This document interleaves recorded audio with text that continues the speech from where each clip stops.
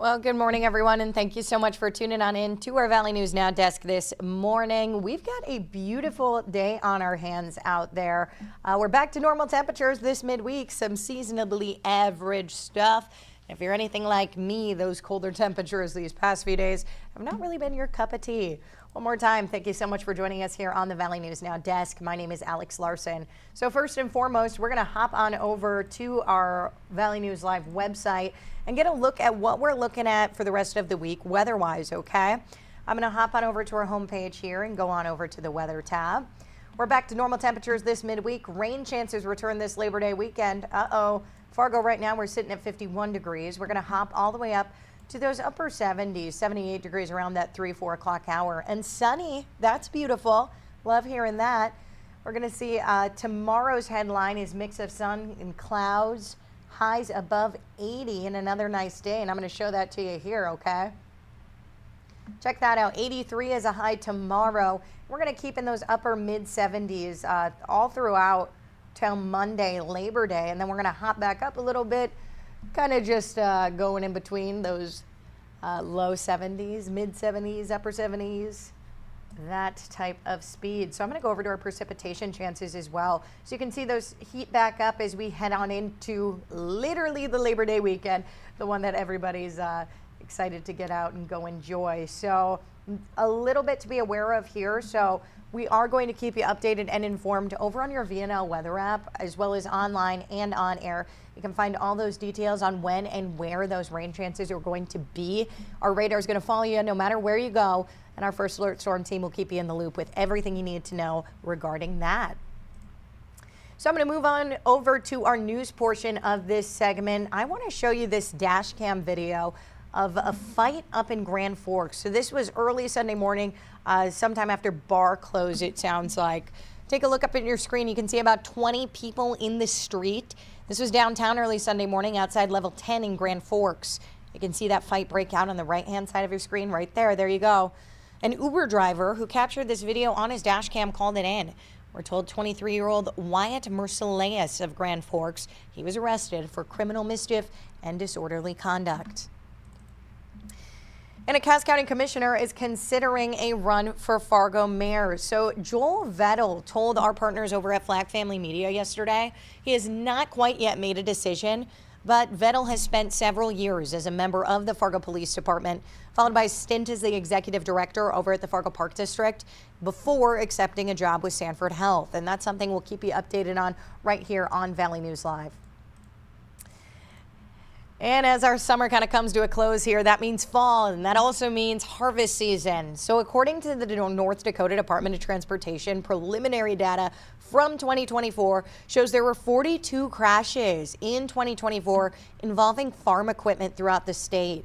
So drivers, you are asked to be extra cautious for large farm equipment during this time of year. It can be extremely challenging for the operators to accelerate, slow down, and stop. And the large farm and ranch equipment also have huge blind spots, if you're unaware. Keeping a safe distance, that's very important as you're around these farm equipment and these heavier trucks, making sure you're giving an appropriate distance. They can't stop as quickly, and then giving your space as well if you're going to pass, especially on those 2-lane roads, making sure that the passing is clear and that you're also giving enough space.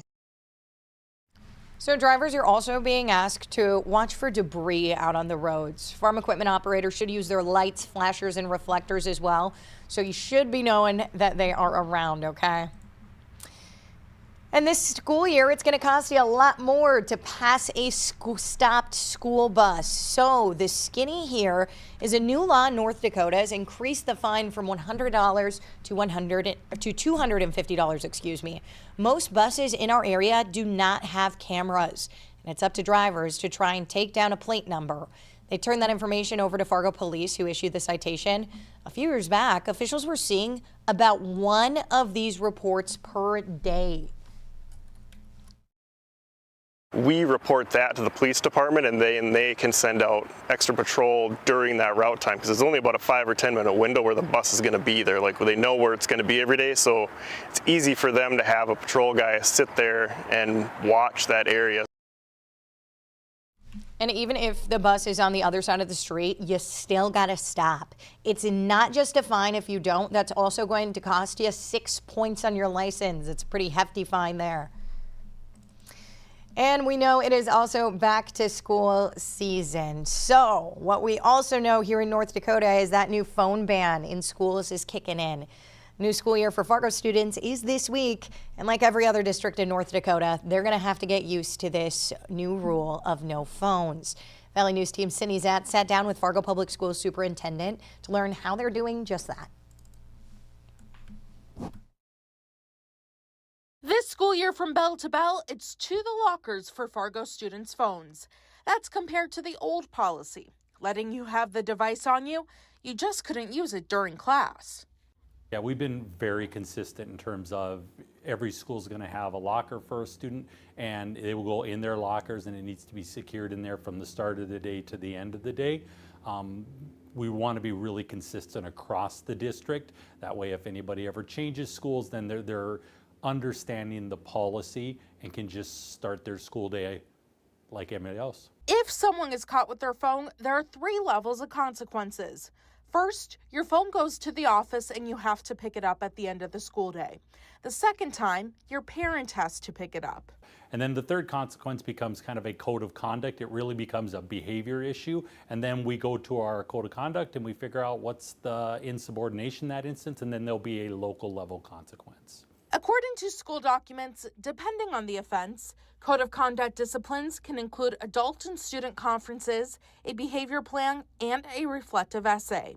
Superintendent Steiner sees this new law as a good thing, bringing students together in more ways than one. Our students are smart. They'll be able to figure this out. They'll be able to follow the rules as we have them set, and I think actually we'll do quite well. I think there's a lot of people worried and there's a lot of anxiety, and that's with anything unknown, but I really think our students and families are going to do wonderful with this. And that's Cindy Zatt's reporting there. So those at Sanford Health say one thing you can do at home to help your kids with the change is to check in with your own feelings about the cell phone policy. In addition, break up screen time. Some studies show those who spend more than 3 hours of screen time a day are at higher risk for anxiety and depression. So I think a lot of parents also share anxiety or maybe around not being able to reach their children, or what would happen if their children need to reach them. So I think first watching your own attitudes around this and thinking through what your own concerns are first would be one place where I would start. The second place I would start would be, even without this cell phone policy in place, I do think it would be a good idea for parents to have cell phone free times throughout the day. And we've got much more of this posted over on our website, valleynewslive.com. You can check it out over there. And I got some sad news here. Pixeled in downtown Fargo is powering down its games for good. So they closed their doors for the last time on Sunday. Downtown Fargo business will be closing permanently after 8 years in the community. Their owner, Nick Hill, made that announcement over on Facebook. And you can head on over to our Facebook page, the Valley News Live Facebook page, get a reaction of other members in the community reacting to Pixel Brewing Company closing. Sad news there. And demolition is underway at the old Borrowed Bucks in Fargo. Take a look up at your screen. So this is the demolition of the old nightclub along 13th. Look at that. This closed, if you remember, back in June of 2022 after 31 years. Lots of time there. And I've got a pretty interesting story for you here. A horse rescue out of the Cheyenne River. So the horse got stuck in the mud in the river, and the Cass County Sheriff's Office was called in to help around 7 on Sunday night. This was in Argusville. They say the horse got stuck in the mud in chest-deep water and cannot get out. However, the horse's owner, a group of neighbors, and emergency responders all worked together to rescue that horse. At one point, they had to put a tow strap around the horse's neck. You can see that there, just to keep it above water. That horse was rescued about an hour and a half later, 75 yards downstream. Wow. So that's about all I got for you here. Excuse me. On this Tuesday morning. Remember, we've got more coverage for you on air and online throughout the day. and of course on our Valley News Now desk, where you can catch us streaming on Facebook, on YouTube. You can also catch it on our website as well. We'll send you out a push notification when we're powering this up, so you're able to stay in the loop, in the know throughout the day with everything that's going on around the valley. And also remember, yes, we've got those nice temperatures, but as we approach Labor Day weekend, we've got those rain chances again. So that VNN weather app is another good reminder to keep that, so you're able to know when and where that is coming. If that's going to hit your area, your Labor Day party, you don't want that. And our First Alert Storm team will keep you prepared with what you need to know if that is to happen. Again, that's about all I got for you today. I will see you back here tomorrow around 7:30. I will see you then. I'm Alex Larson.